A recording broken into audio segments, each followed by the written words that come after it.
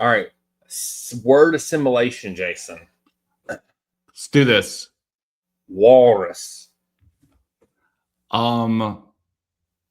Penis.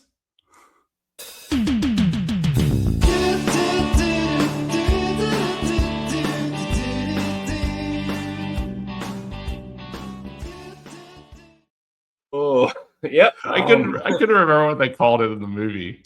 I think, yeah. Go ahead. It's like the speculum or the something. Yeah, I couldn't remember. So penis is what you get. The petrified walrus penis. Yeah. You know what you're talking about. You will. I'm looking this up right now. We are in the international break right now, so that means we're not talking about Chelsea. Jason has taken a firm stance and said he has enjoyed his life without Chelsea in it this last week. He has been happier than he's been in years. Specifically, the last 4 years since Clear Lake took over. Especially the last 4 years. Yes. The happiest I've ever been was this week, not doing a midweek episode. Yeah. And so we're going to jump into what we do right here on the Red, White, and Blues podcast during the international break, which Jason came up with this idea, and I absolutely love it. It is the international movie break, where we take a movie and we review it. And if you don't know, I am Daniel, and he's Jason. He's below me, and I'm on top of him. This brings back memories of college when we used to sleep on top of each other for months on end. Oh, yeah. We'd trade out, too. So you might see us trade out on here every now and then. Sometimes we're the top, sometimes we're the bottom, So sometimes I like the bottomsies. Yeah. It's bunk beds, guys. Jeez. Gosh. Oh. We're not confessing all of the things we did in college together. No. That's a different episode. Different podcast. That's a different podcast. That's right. If you want to see that podcast, like and subscribe to this podcast. Yeah. So that we know you want to see the other podcast. We'll tell you all of our experimentation. Yeah. Much like what happens in this movie. Yes. So we're reviewing the movie Tusk. Jason had never. This is probably the most shocking thing about this episode. Jason had never seen this movie, and I had. That's a rarity in life that I have seen a movie that Jason hasn't. But yes. So normally we start the episode off with Jason reading a synopsis of the movie. And oh God, I will preface this: we do spoil the movie for you. So if you have not seen this movie, true, don't watch the review. Go watch the movie, then come back and watch podcast. Unless you just like spoilers, and then fine, watch the episode. I don't care. But yeah, Jason, give us a synopsis of this great artistic masterpiece we're about to review. You know what we really should do? What's that? Is I should do a synopsis in my own words, and we haven't done that yet, and that would make it a little more personal. Mm-hmm. But I'm gonna ask Claude to give me a bad synopsis of the movie Tusk. Here we go with the AI. Yeah, let's just. I mean, this is what AI should be used for. Like, it shouldn't be taking people's jobs. Like, we should be using it to give us like fun things. No, I said bad synopsis, and it is going bonkers over here. Okay. Okay. I'll read it. I'll go. Let's do it. Okay. A man goes to interview an eccentric old sailor who really, really wants a roommate. The interview goes poorly, mostly because the old man turns the journalist into a walrus without asking first. The journalist's friends come to rescue him, but get distracted by a French-Canadian detective who may or may not be important. In the end, the walrus is freed into the wild, and everyone is sad about it. I mean, that is about as good a synopsis as you can get. I mean, it's about that as much of a train wreck as that synopsis was. That is exactly what this movie is. It's a giant. I don't know what. I mean, it's horror technically. Yeah. But I don't know what subgenre of horror that this movie falls into. I mean, I guess comedy. It falls into the. Yeah, it's like we're going to half-heartedly try to make a scary movie and forget why we're doing this halfway through because somebody said a joke that made us laugh and we got totally sidetracked and then went the way we did. Because That's what happened. That's exactly what happened. Okay, I was doing a little bit of reading on this movie. Box office bomb, by the way. Oh yeah. Apparently, it's since become a cult film. So I can there see is that. a following for this thing. This is coming off of Kevin Smith directing Cop Out, which was with Bruce Willis and Tracy Morgan. And it wasn't a movie written by Kevin Smith. It was basically like a hired director job. They needed somebody in the chair to deal with Bruce Willis at the time. And Bruce Willis hated Kevin Smith, if I remember correctly. IIRC. So, and there was like tension on the set and all this shit, and nobody had a good time making that movie, and that movie also bombed. So this movie comes out, and I had heard about this movie, and for some reason, for 12 years, I've avoided it. And I didn't know anything about this going in. And I watched the movie fresh today. So I was immediately annoyed by Justin Long's character as soon as he came on. And then I was like, oh yeah, these damn podcasting bros. What do they know about life? They were podcasting before podcasting was cool, man. He says it later. He made $100,000 in ad revenues alone, and that was before the t-shirt sales and the live shows. I mean, like, we haven't made it that far. No. I am amazed at also this movie brings back Haley Joel Osment. Dude. Recognizes the kid who sees dead people. Yep. From the 1999 hit The Sixth Sense. The Sixth Sense. So immediately, these two guys, they have a podcast called The Nazi Be Party. careful how you say this, okay? Because I don't want to get demonetized on YouTube. Spelled N-O-T. This will be the only time I say it. N-O-T-S-E-E is how they say this. And then they're all like, oh, but we're not them, but we're not them. Oh, but remember, join.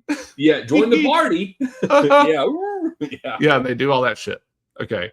So they're apparently, in my estimation, very unfunny, but very raunchy guys. Yeah. They show a video. This is the whole setup for the movie, by the way. They show a video of a kid who is supposed to be like Star Wars kid from back in the day. But they call him Kid Bill Kid. They call him Kill Bill Kid. Yeah. And the kid is like in his garage with like a Hattori Hanzo sword, like swinging it around. And in one of the worst bits of CGI I've ever seen in my life, they went full practical effects on everything else, and this was CGI. The kid slices off his own leg doing a horrible move with this sword. And they just laugh at him. And Justin Long is going to Canada to interview him. Gets to Canada and finds out the kid killed himself. Yep. And Justin Long is really pissed about this. He thinks this kid is selfish. So he's going to try to he's not going to waste the trip. He's going to try to find somebody else to interview. And as he's peeing, there's a bulletin board above the urinals in this bar that he's in, this Canadian bar that he says is like boring as shit. And there's this bulletin board on there, and this whole dude is written out like this book letter thing asking for a roommate. Did it ask for a roommate or something on this thing? It did. It asked for a roommate at the end of it, I think. Okay. So then it becomes Justin Long goes to this dude's house. Yeah. And he gets turned into a wall. It happens like a third of the way through the movie. The dude's a walrus. Yeah. Just straight up a walrus. Like I put that in my notes. I was like, they were like, so like he goes to the dude's house and the dude like drugs him, cuts his leg off, and so he's missing the leg the next morning when he wakes up. And then like skip to the next scene, he's a walrus. Like he skipped like 20 surgeries in the matter of like a day, and like in the movie, like 2 days is elapsed, and we're like, they show like walrus. They show one where he's on the makeshift, operating table. Yeah. And his legs are cut off and his arms are cut off, but it's like one half of his arm is like sewed in together. Yeah. They showed that. Yeah. And then the rest, like, that's it. That's the only like interspecies changing scene that you get. Yeah. Mm-hmm. Yeah. It's the craziest thing that they just skipped over all that. Yeah. I mean, there is like the dude told a story about how he got. Okay. And by the way, let me just say the dude that we're talking about, the guy telling the story is Michael Parks. Michael Parks is freaking cool. I read that Kevin Smith just wanted Michael Parks just to like quote the rhyme of the Ancient Mariner to somebody while he turned them into a walrus, and that's what he wanted from this movie. So I mean, he got his wish.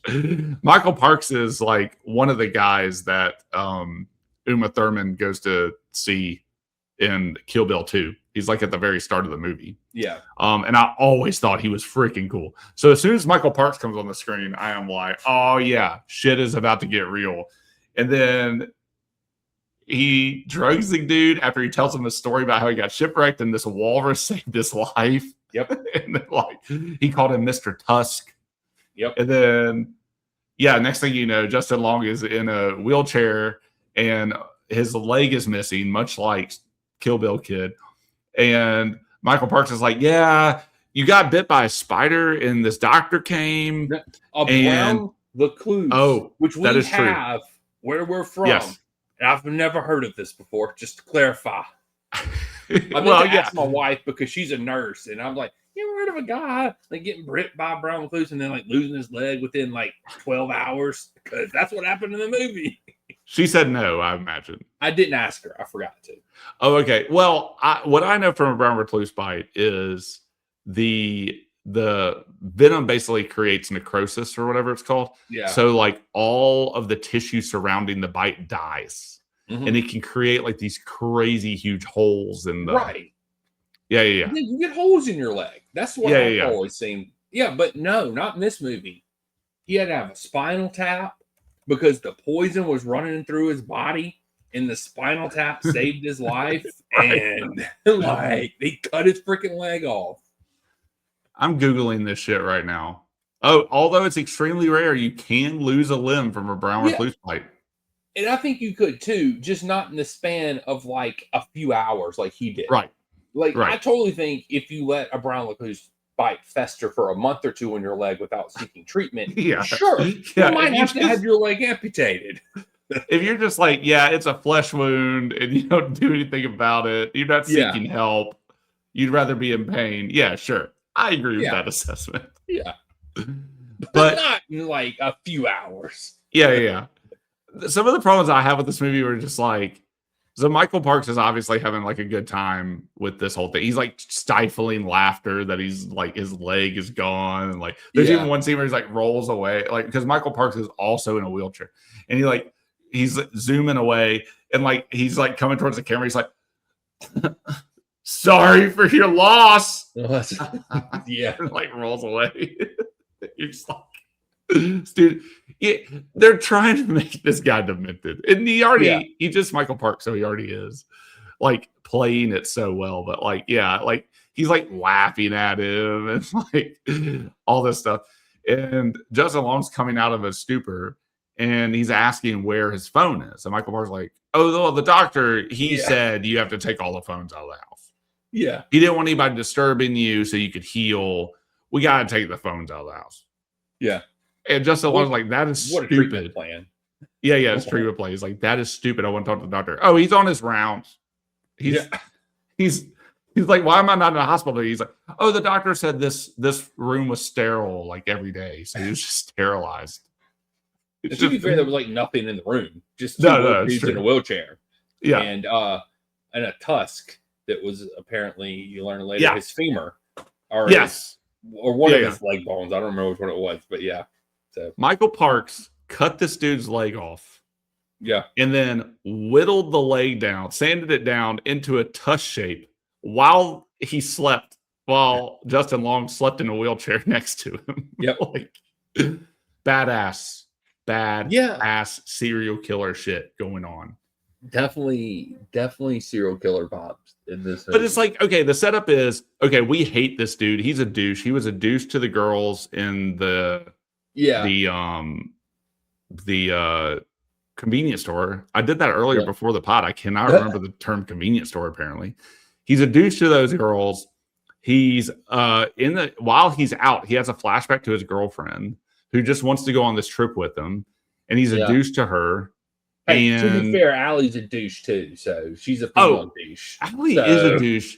There's a lot of disconnect later on. We'll get to it. Yeah. But like, he's a douche to her. You don't know Allie's a douche yet, but like, he's just a douche. So you're like, yeah, F this guy. We hate this guy. Yeah. Like, that's what they want from you. They want you to hate this guy. And then he meets Michael Parks, and then it all goes to shit. Yeah. And there's like some genuinely like tension-filled moments. Like when Michael Parks is like, dinner's at 6. And then like he rolls away. He's like, sorry for your loss. And he's like rolling away. He's like literally laughing at this dude's face. So the next scene is like the dinner scene.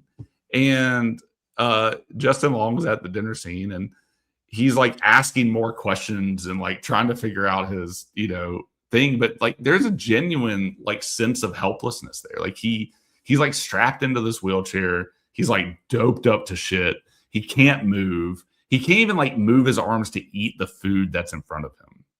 And like there is a genuine sense of helplessness. And then Michael Parks, who he had been crossing his legs like the whole time. I thought that like, okay, can he walk? He can obviously use his legs in his wheelchair. But to be fair, if you're in a wheelchair and you can't move your legs, you can pick your leg up and throw it. You might just not be, but he was crossing them like, he was able to move it. But like, I was just like, maybe he's too weak to stand or whatever. So he's like, Justin Long just starts screaming for help. And Michael Parks stands up in this revelatory moment and goes over there and just slaps him in the face.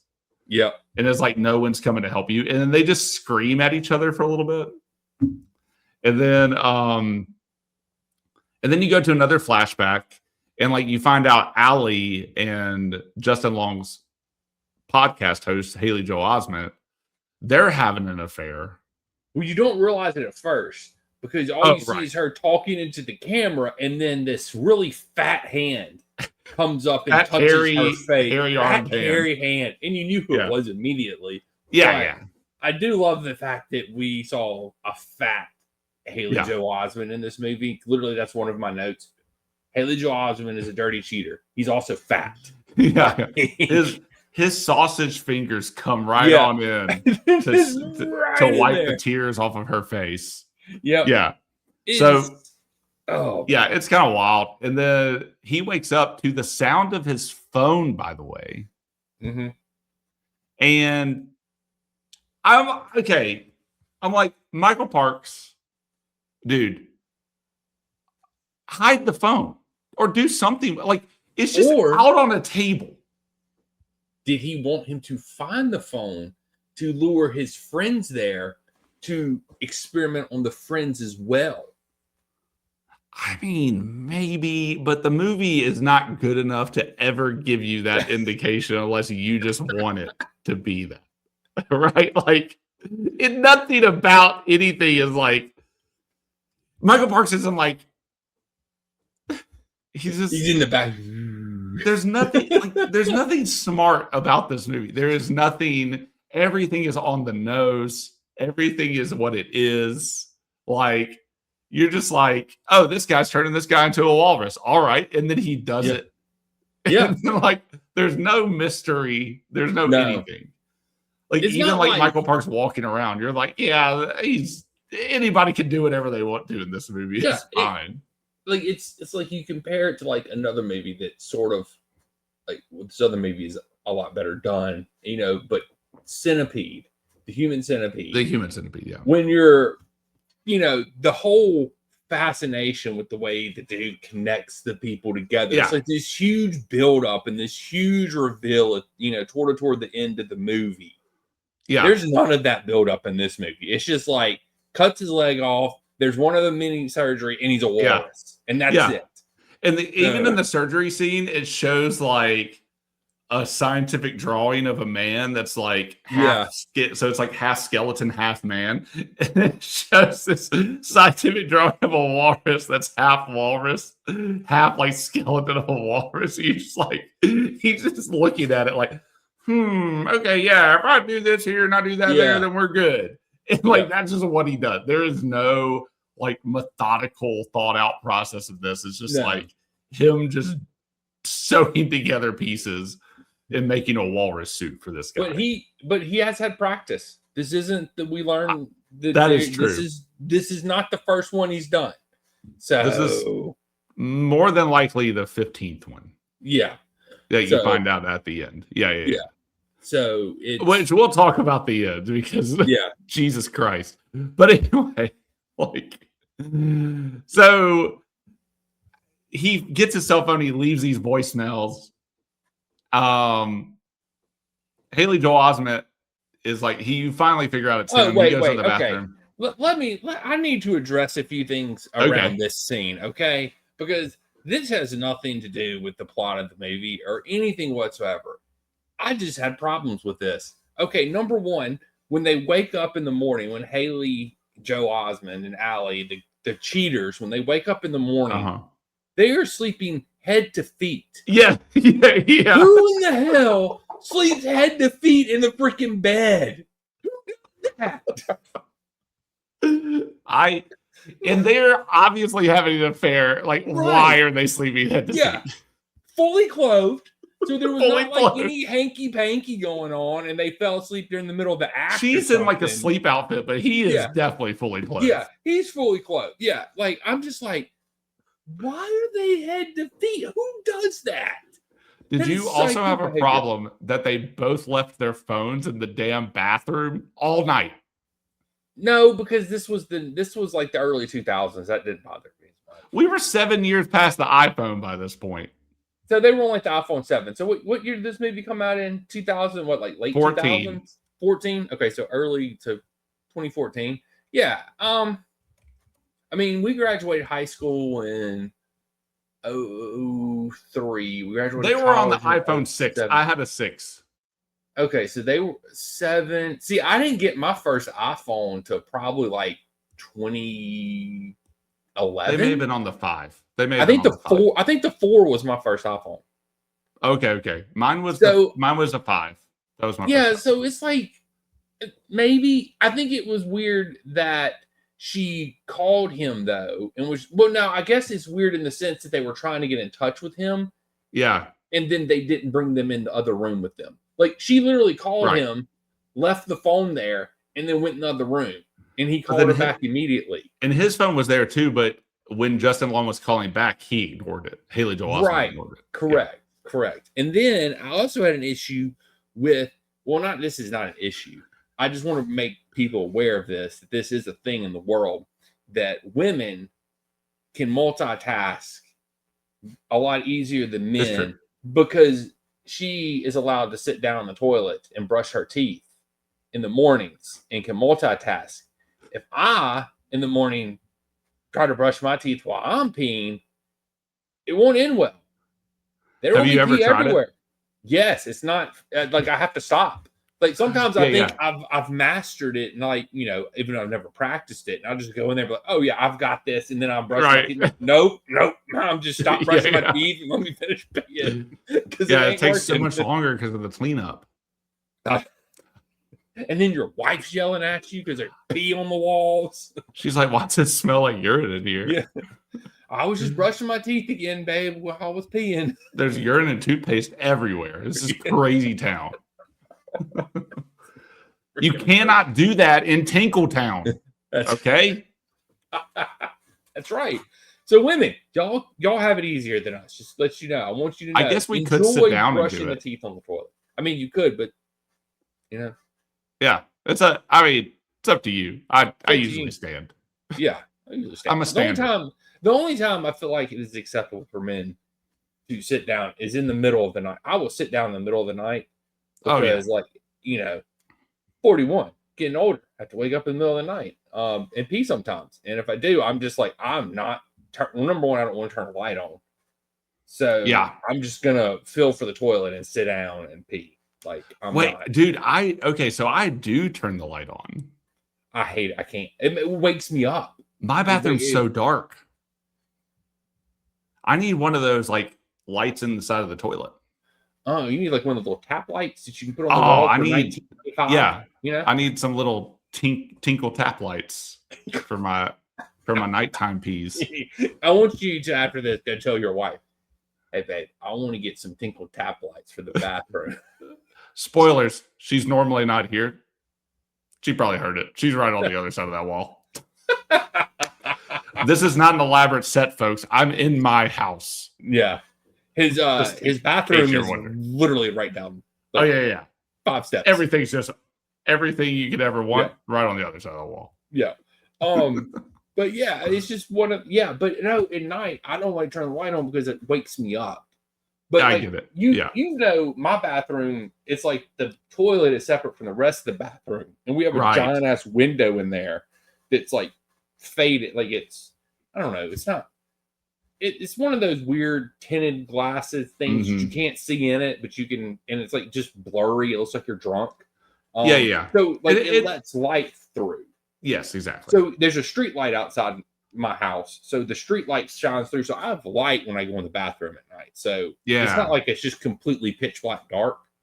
So okay, well that's nice. I don't have a window in my bathroom. I think there used to be one because there's shutters on the very outside of the house where there was one, but for some reason they took it out. So there's no window in there at all. It would have been right there where you were peeing, right? Like you could have like looked up. Yeah, it's right. Peeing. It's like you could look out and watch nature. That would have been fun if you wanted. No, it would have been a little fun. Like I'm just sitting there at your house hanging out, like, and like watching squirrels play out in the backyard. Yeah. There's plenty of little squirrelies out there. Yeah. It'd have been great. But anyway, I'm sorry. Sorry to derail from the podcast, but I had to bring up those 2 points. You brought up some amazing points. The head to toe thing is they're obviously screwing. Like, what are we doing? Just show them. There's got to be a story there. Like those 2 actors didn't get along. Haley Joel Osment smelled bad. Like something. They were like, this dude. I don't know. I can't remember, but in my brain, the memory of that scene is he's on top of the covers. He is. But I don't know if he was on. I don't know if he's on top of them, but he had no covers on him. You're correct. So I don't know if he's like on top of them or. But I mean, I guess he would have to be because there was none in between his head and the headboard or the. What kind of affair is this? This is weird. It's the worst affair ever. The worst. Okay, but we also haven't addressed. There's a lot of information in this movie. I didn't think we were going to have that much to talk about. Justin Long's character, Wallace. His name's Wallace. Wallace the Walrus. Wallace is a nympho. Like that dude. Yeah. He's like, he's like, I don't want my girlfriend to come because I want to get roadhead and stuff like that. And he's like, it just calms me down to have a little. He's like, I'm going to go over and pop one off so that I can be calm on the plane. It's like my Xanax. And like, dude's addicted to sex. Yeah. So is Tiger Woods. Yeah. So, and flipping cars apparently. Yeah. So anyway, he's getting arrests. But Justin Long didn't flip his car in this. He actually makes it to Michael Park's house. Okay. So then I forget what happens, but like he turned into a walrus. The reveal is like, I mean, if you're gonna turn a guy into a walrus, like I think this is the way to do it. I'll just say the practical walrus suit is simultaneously one of the best things I've ever seen and one of the worst things that you could have ever. It's pretty bad. Tried somebody made this at their house the day before. It was like their job to make it, and it was like the science fair when you're a kid, and you're just like, oh shit, I gotta make this. I forgot. Oh man. I mean, I'm not saying the movie bombed because of this, but I'm just saying this is the level of care they put into this movie. And I do like the fact that during the surgery, they worked in that Howard lost his parents.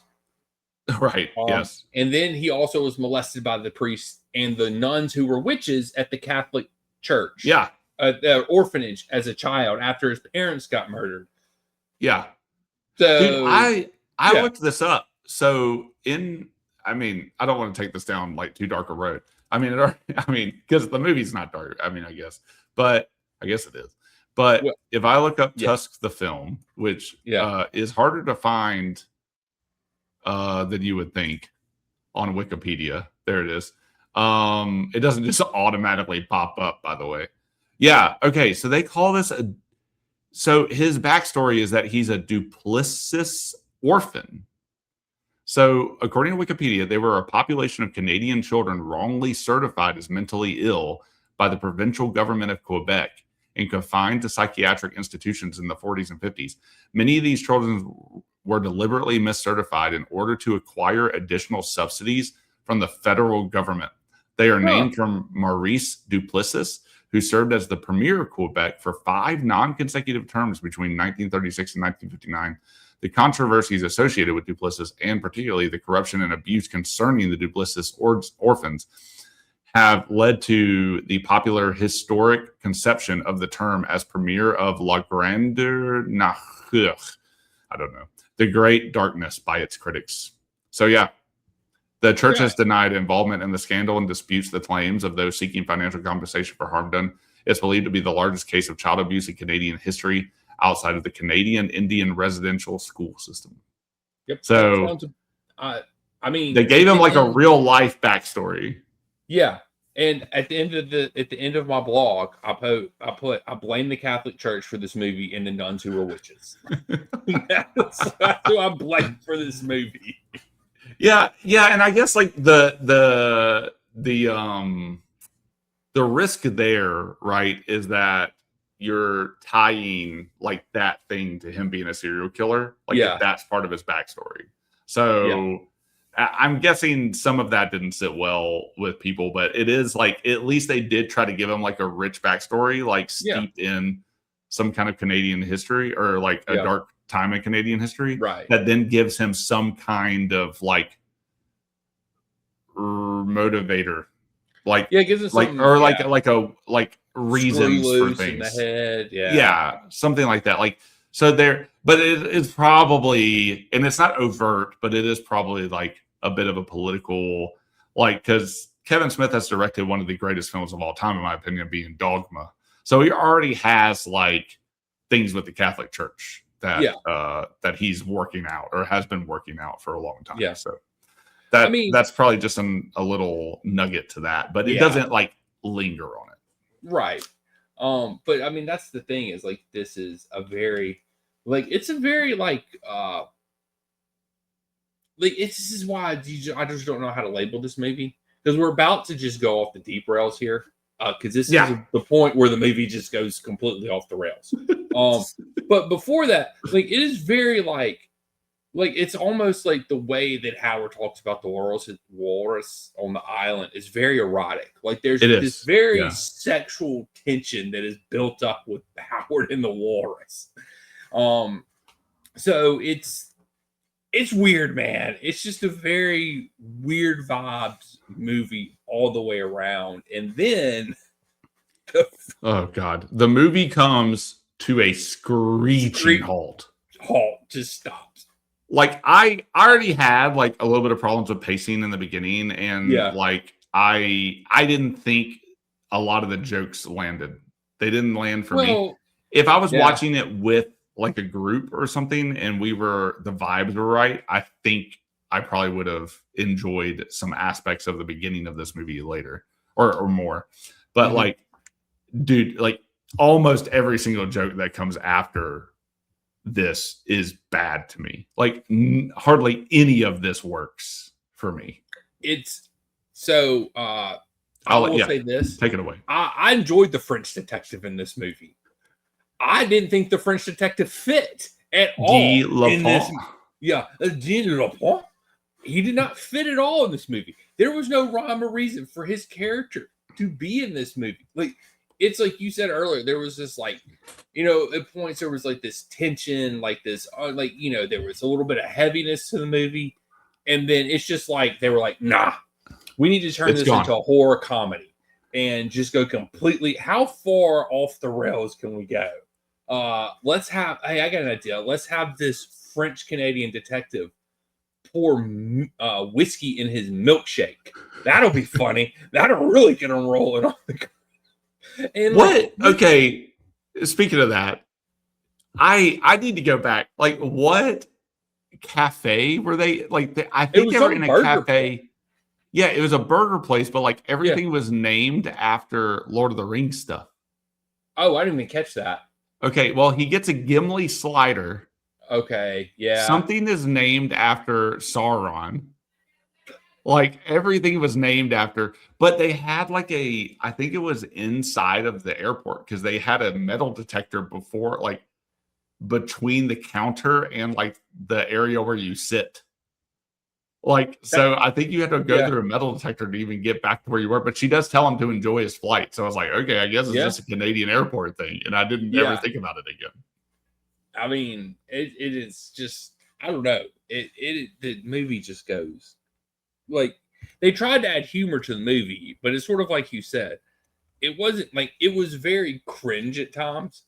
Like, but there was other times where I did laugh. And I thought, like, I think it took me a little while because eventually I got to the point where, like, okay, well, this is just a horror comedy now. It's okay to laugh. This movie is no longer taking itself seriously. Because at the beginning, they definitely felt like they were trying to be serious with it. And then by the end, it's just not there. I don't know. Yeah, okay. So he he recounts kind of like Allie and Haley. They finally listen to their voicemails and are like, oh no, Wallace is hurt. And Allie like goes from crying to saying Haley Jaws and it's always with her to like their relationship is now just totally platonic, like even more so than sleeping head to toe with your clothes fully on in a bed. Like they are like barely speaking the rest of the movie. Yeah. They go to Canada to look for Wallace. They go to the local police station. The police officer is like makes a joke about serial killers, something about like, you know, we don't have serial killers in Canada unless you count the guy that got too high and ate cereal at one of the convenience stores. But anyway, they talk to the guy and he's like, there's a guy that got kicked out of stuff. Like, but he's been trying to follow this guy for like 20 years and like, you know, he left his number, so here's his number. And so they call him, and that is Guy Lapointe, who is played by Johnny Depp. Like in what is one of his weirdest roles, but I will give it to him. He is all in to that role. Yes, it doesn't work for me, but he is in. He's in, and he tells the story about how he probably met Michael Parks one time, and then Michael Parks has like this like I'm not even gonna try, but it's like this kind of very like soothing drawl of like the way he talks is just. It's kind of whispery, but also like melodic. And it's, I don't know. His scene in Kill Bill is amazing. I think he has a couple scenes actually, but the scene in the beginning of Kill Bill 2 is amazing. I've always thought that he was amazing in that, just in terms of like his mannerism and how he delivers lines. And, but Guy Lapointe meets Michael Parks' character in like some podunk little place as Guy Lapointe is trying to find a missing hockey player or something. And Michael Parks in this is like he is like a southern redneck. He's not like Canadian redneck. Canadian redneck. What is the name? What's the name of the show? What's the name of the Canadian redneck show? It's hilarious. Damn. Is it a show or a movie? There's a show. Dude, you and I should actually watch this show. No, it's Letterkenny. Yeah, but he's not like a letter. Oh, my wife hears me. She just said Letterkenny. She sent me a message. Hey, stop listening to this. You're supposed to listen later. Anyway, but yeah, he's not even like that kind of redneck. He is like a southern, like mentally impaired redneck. And that's Very when he comes off, so. and I was like, what is this? What is happening here? Yeah, and then that scene I zoned out in. I zoned out that because that one was just like, okay, this is like it just went on forever. Like something about like he called the police to get somebody to come out in his potty. A spider in his potty hole. The potty hole. Yep. Mm-hmm. Yeah. And anyway, that's when they met, and then it was just stupid. He said he asked him to kill the spider, and he said he's not allowed to discharge his gun on a bug. It's one of the drawbacks of the job. What? Yeah. It's the kind of humor you get in this. That is the humor you get. So then it's Guy Lapointe, Allie, and Haley, Joel Osment's character, and they go back to the convenience store where we've gotten a little bit more about Justin Long inside the convenience store. He wrote down the address on a pad. He's even more of a douche. Yes, he is. Even more of a douche. Worse than you can remember. So they're just reinforcing why he deserves every bit of this. Yeah. And then they go off and search for him. And then we come to the climax of the movie. Do you want to take away the climax of the movie? Well, before that, though, we have to address that Howard has been interacting with Mr. Tusk. And he swam naked with him. Oh, that's true. That's true. He swam naked with him. Tusk can now swim. He fed him a fish. Tusk now eats fish. Yeah. So he's trying to turn him full walrus. Yeah, he says he wants. Yeah, and this reminds me of freaking Tropic Thunder. It's like don't ever go full retard. It's like that's when it's like. And so he's trying to get him to go full walrus in this movie, and I mean, I don't know. You tell the end. No, I did forget about the swimming scene because he does make him swim, and Wallace, the walrus, now sinks down, and he sees like the remains of other walrus bodies. Yeah, Yep. But then, when Guy Lapointe was talking, he was talking about like, almost always we find like pieces of the bodies and like all this, and I'm like, Now, like, how is it almost always? Like, because there are dead walruses in this lake thing or in this lagoon thing that, anyway, I don't know. Some of that doesn't matter, but I don't know. But then, Oh, no, I was going to say, this is just like this movie in a nutshell. The detective is talking to Haley Joel Osment character, and he's handing him guns. And he's like, these are guns. And Haley Joel Osment's like, I don't want a gun. He's like, what kind of American doesn't want a fucking gun? Just take the fucking gun. It's like, even Allie's like, take the gun. Yeah, take the gun. It's like, oh man, that. And one of the only times they talked after it was revealed they were having an affair. Yeah, the walrus fight. That's the climax. Well. Yeah. Is that where we're going with the climax? Yeah. Okay. Yeah, because the walrus fight is So Michael Parks dons his own walrus suit, and he said that every 15 years he commemorates how he killed Mr. Tusk only an hour before he got rescued. Mm-hmm. And so he keeps wanting to give Mr. Tusk another opportunity to defend himself. So then Michael Parks, he's like, I've been training you for this moment or some bullshit. And so they full on, while a little video plays in the background of walruses fighting, they full on walrus fight where they're like smacking into each other and shit. Very sexual. Very sexual. I would say I felt some sexual tension between the walruses during the fight. There's definitely at least an affectionate thing going on. But but then Michael Parks, like, after they fight a little bit, he goes, you've been like preparing for this moment. He's like, I have to. And if you kill me, you have to live the rest of your life as a walrus. But like, that's the price you pay for living, or I will kill you. And so then Justin Long, who, by the way, we forgot to mention, his tongue has been cut out by this point. He hasn't said a word the rest of the movie. Yeah.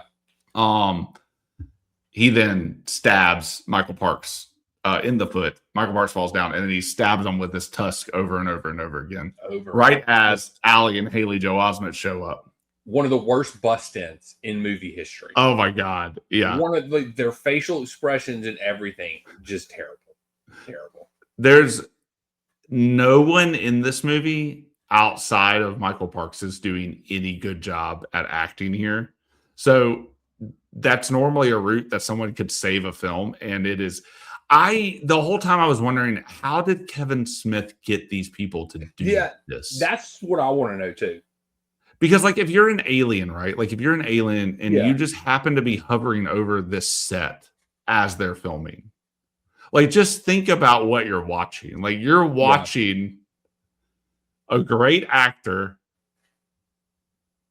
put on a walrus suit and walk around another actor inside of a walrus suit, and they fight. And they gotta be like, what the are humans doing here? Like, what is happening? Sixth Sense bust through the door with Johnny Depp. And Johnny Depp comes later, he shows up later, and he dons like the big. He's like, "I'll take the big gun," and he dons the big gun to shoot Wallace while Allie yells no. Yeah, and then you don't hear a gunshot, but it goes to 1 year later. Oh God! So this is my thing with the 1 year later. Okay, so you get 1 year later, you find out he's in like this animal preserve refuge camp type thing. Yeah. Whoever is in charge of the marketing for this place immediately fired. There's nobody there. You have the only human walrus in existence in the freaking world, and you can't get people to come to your park. What are you doing wrong? What a missed opportunity. I know. Like, what a waste. You could literally be saving every other animal in the world with the revenue we generate from the only human walrus. Yeah, but no. How is this not national news? Yeah. How did he wind up in this place? Why? Yeah. The whole time I was thinking, why didn't they try to reverse anything? Like, some of that is just sewn on shit. Yeah.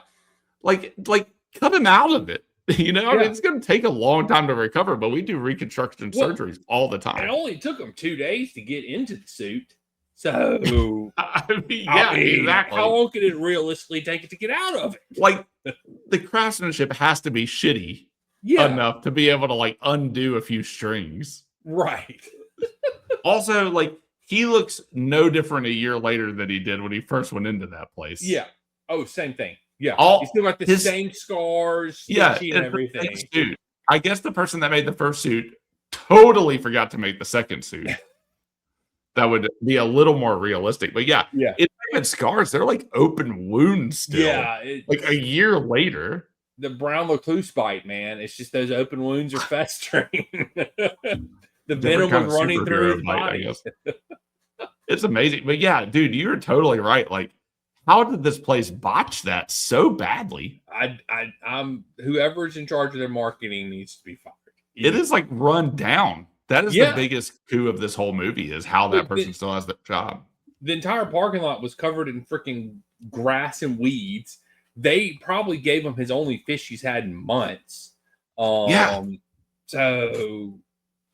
I don't know, man. Like, it's crazy. It is just, and then but that last half of that movie, as soon as the inspector gets involved in that movie, the mood and total just overall weirdness of this movie just goes out the window, and it just goes off the rails like this podcast does every other episode.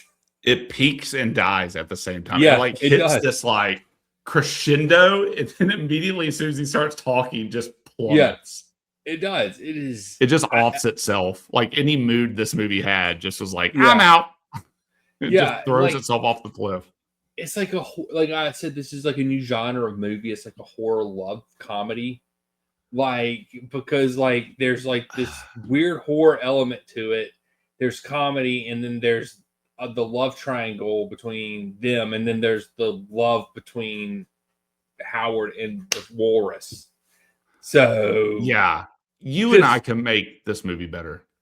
Yeah, it could easily be made better. This But movie was born out of their podcast. So, like, did you listen yeah, to the very end through the credits? Because it's Kevin Smith, like, just laughing at his own jokes about how funny he thinks the end scene of the walrus fighting will be. And, like, that's it. And I was like, dude, this is not as funny. Like, I'm sure it was funny at the time you thought about it, but actually putting it onto film is not that funny. Right. But I also feel like his earlier, like the first half of the movie can't be serious if you're going to have to go off the rails at the end and be this weird and I guess their comedy at the beginning was like the raunchy comedy of the podcast and stuff that. But I'm like you, I felt a lot of those like missed. Yeah. And it wasn't like, because it wasn't like, I guess like for me, like raunchy is like when I watch like golly, why is my mind like Wedding Crashers, Super Bad, like that's like a raunchy comedy to me, and that stuff I find humorous. But they just tried too hard in this one, and it wasn't like that. It could, because those movies are so funny because it's so over the top. Right. Like it's just like Jonah Hill is literally drawing a bunch of dicks in his book, in his binder every day, and it's just all these different sized penises and stuff, and it's like that's funny because it's over the top. But then like this one, they're just making like their podcast is the name of a political party that came to rise in the 1940s that is terrible and everybody hates. So it's like, okay, that's not really. I get where you're going with it, but I just don't find that funny. It's just, it was. It really did feel like, especially after listening to them, and like this goes to what you're talking about. Like they thought it was funny as they talked about it, and then actually making it a thing.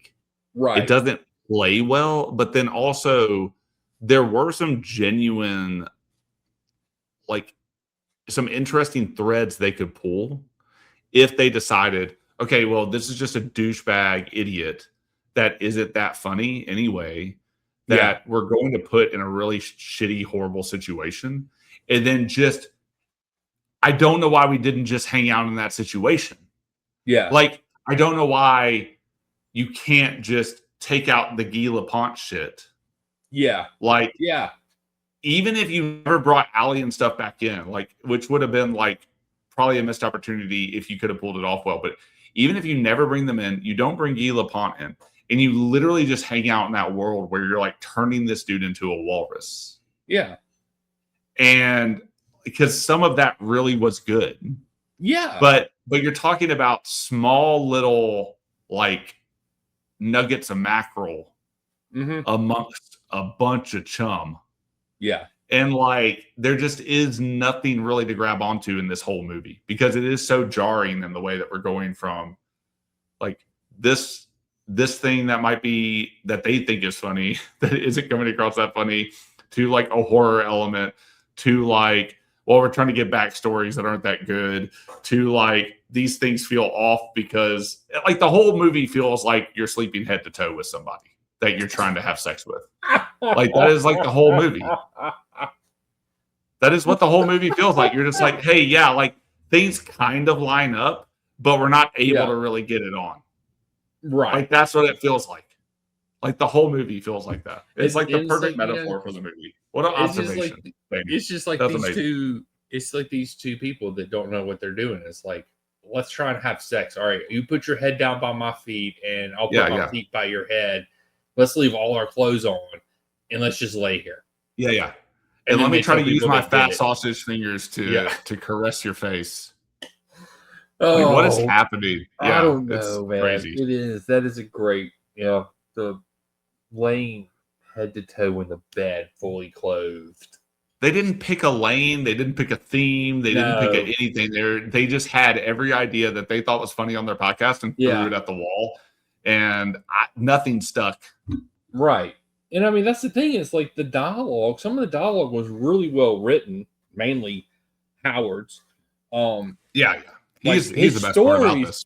Yeah, his stories and the way he would tell them, and like like learning his back, like the history of that, like that stuff was fun to me. Like I enjoyed that part of the story. And then it's just like you said, it's just like we could have just stayed in that world, maybe made the surgeries a little longer, had more build up to the actual reveal of him being a walrus, you know, but they obviously had this idea that they wanted to try to introduce this crazy detective and have this crazy you still could have done that exact same ending.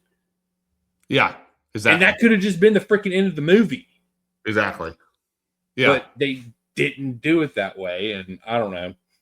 It's just, What a miss. I think it's overall a miss, but I can see, I've watched, as I know you have, a lot of shit horror movies. And that is like the appeal and the fun of it.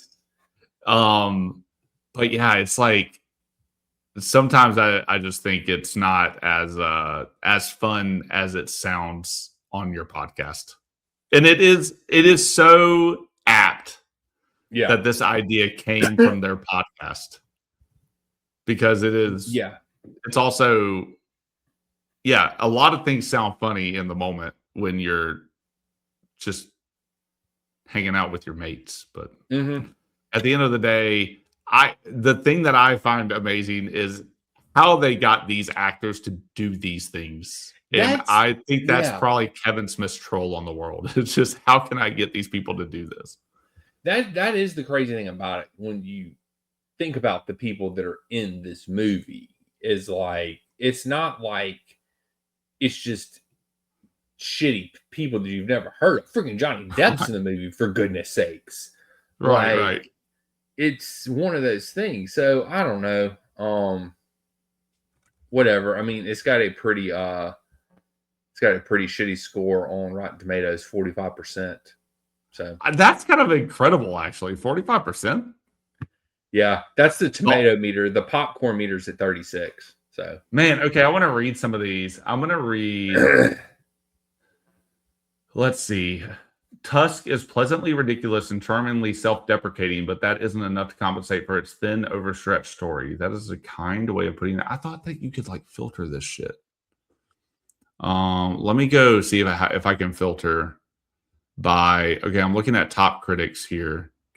Okay, the top review is a rotten review. Tusk opens with the sound of two men laughing at their own jokes, so I guess a doff of the cap is due to the filmmaker for encapsulating his movie so efficiently right from the jump. Yeah, exactly.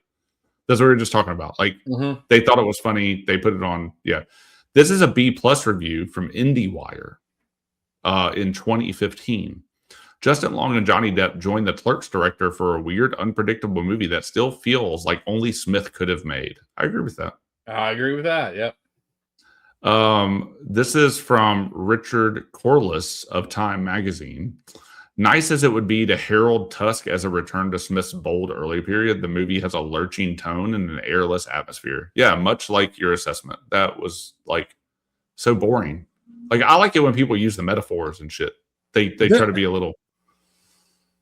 This is a 4 out of 4 review from Brad Wheeler from the Globe and Mail.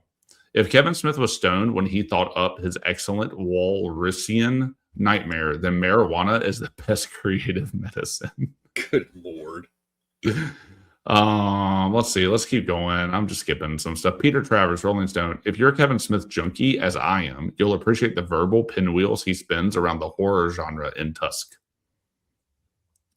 Oh, okay. C+ from Nell Minow from Movie Mom. The screenplay feels like a series of tweets, and the appearance of a big star and a wink at the audience disguise is a distracting stunt. Okay. Calm down, Movie Mom. Jeez. What a terrible Ty Burr from the Boston Globe. Smith seems to have been more charged up by the profoundly ridiculous ideas behind this movie than making them work. That's the thing, though. I think I disagree. I think Kevin Smith made the exact movie he wanted to make. Yeah, I agree with that. It has a game cast. It's watchable, fun, sick, sad, and has to be seen to be believed. Oh, yeah, we didn't talk about, there's like one comment on the nose thing Allie says at the end where she's like, what separates us from the humans and the animals is that animals or humans can cry.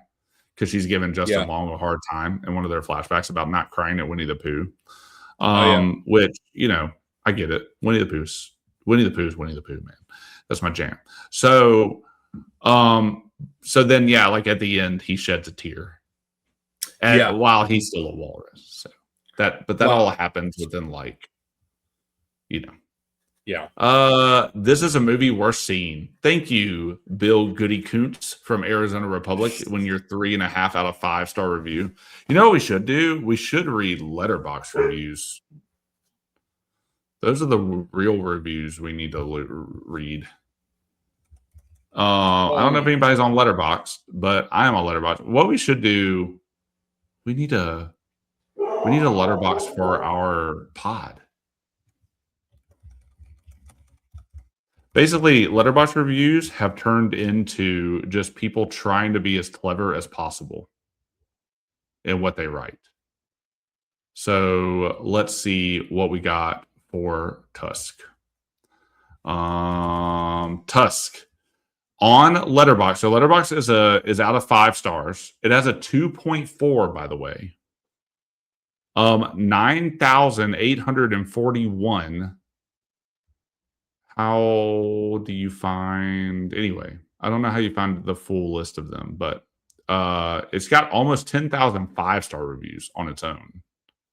The most popular review is a 3-star review. I dragged my dad to see this in theaters back in 2014, and he hated the movie so much he didn't talk to me for a week.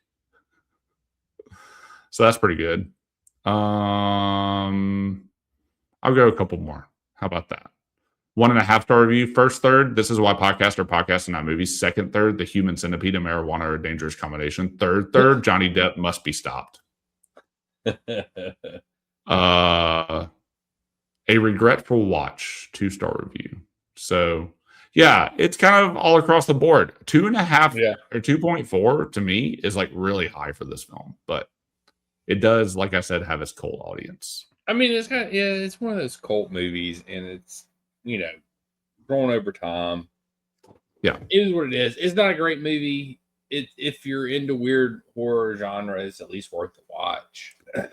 I will say one of those reviews said only Kevin Smith could have made it, right? Like, it is going to be unlike anything that you've ever seen. Mm-hmm. I mean, go into it with an open mind.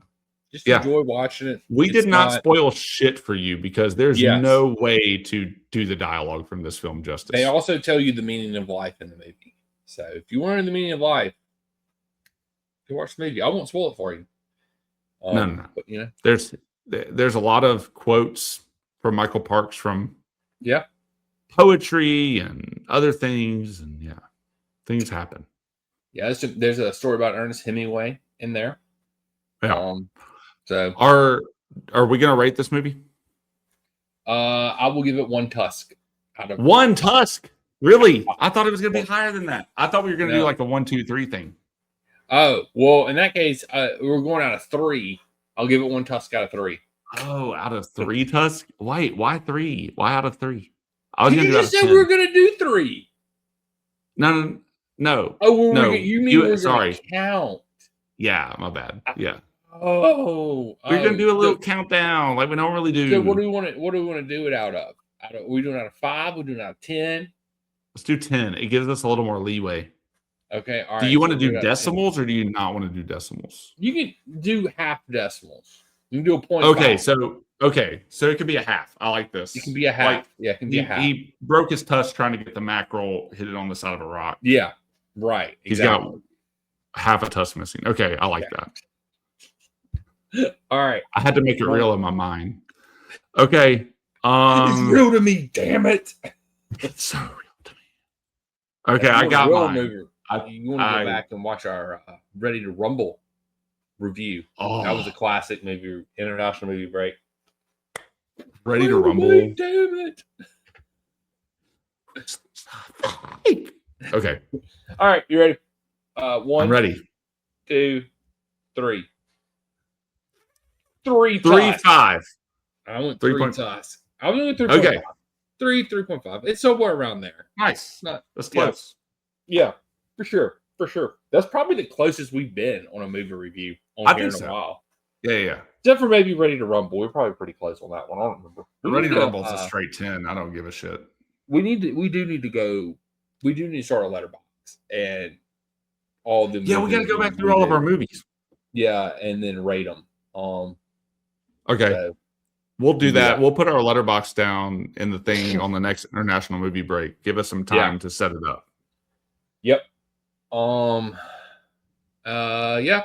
tune in next week. We'll be back to our normally scheduled Chelsea programming next week. Anything else you want to say about the movie, Jason? I would rather watch Tusk any day than watch Chelsea play football right now. FA Cup this weekend, though, baby. If that is not a positive endorsement for Tusk, I don't know what is. But yeah, FA Cup coming up, Port Vale this coming weekend. Are we going to do score predictions? No, it ruins the vibes on the podcast of this podcast. So, dude, you're just saying that because you're ahead right now. I'm ahead by 1. You know what? I don't give it. You just take the duck, okay? No, you take the little duck. You can text me your prediction and I'll tweet it out. Let's secretly write down our predictions and give it to our wives. I don't have anything to write it down on. No, like later, like before the game. Like you have to give it to your wife before the game. And then we'll take pictures of them, reveal it. We'll go through all of these weird motions. But yeah, here's the duck that Daniel and I play for. I currently hold the duck, but Daniel's probably going to win it this year because we haven't gotten shit right in like 9 months. Nope. Sure, it's like 3-2. I stopped keeping up with it because it's so easy to keep up with. Yeah, I mean, because you should just really keep up with the stuff we get right because that'll rarely have to do anything. So, yeah, it's easy. I got the easy jobs here. I guess tell people where they can find us, Jason. Yeah, we're on X or Twitter, Instagram, Substack. You can see it down there in the left corner if you can read tiny print. Put on your glasses. But yeah, we do some things. We write some things. Daniel, mostly. I've written 2 things, I think, in our whole time together, Daniel. It'll change one day. But yeah, find us, comment, talk to us. We'd love to hear from you. Yep. What are we on? We're on Apple, Spotify, Amazon now that Jason went behind my back and took the bag from Bezos all for himself and put us on Amazon. Didn't give me any money from Bezos. Well, I'm wearing this very expensive shirt. Jason's in there with his Louis Vuitton on right now, rubbing his Bezos money in my face. Spend all my money on underwear and socks. Yeah. I'll leave the outerwear to, just let people have some imagination. I just need my goods to feel, rich and powerful, I'm so rich. I look at thread count on underwear. It's not just my sheets, man. Oh man. I don't know. Yeah. We're on I don't know. I feel like I don't know. We're on Amazon. There's something weird going on my screen, like my lighting. It's really weird. It's like you're waving at me. Yeah. We're on Spotify, Apple, Amazon, blah, blah, blah, all the podcasting people. We're also on YouTube. So if you like that kind of shit and like videos, we're on there. So like, subscribe, follow on there. And I missed my little thing where I was supposed to do like, subscribe, follow, but oh well, it is what it is. And I think that's it. Yeah, that's all I got. That's it. That's it. We'll catch you guys and gals on the flip side. Yeah, so turns out a walrus penis bone is commonly called an oosic by Native Alaskans and is known scientifically as a baculum. So these dense bones can reach lengths of up to 25 inches, making them the largest penis bones in the animal kingdom. Still smaller than mine. Oh! Flippity floppity.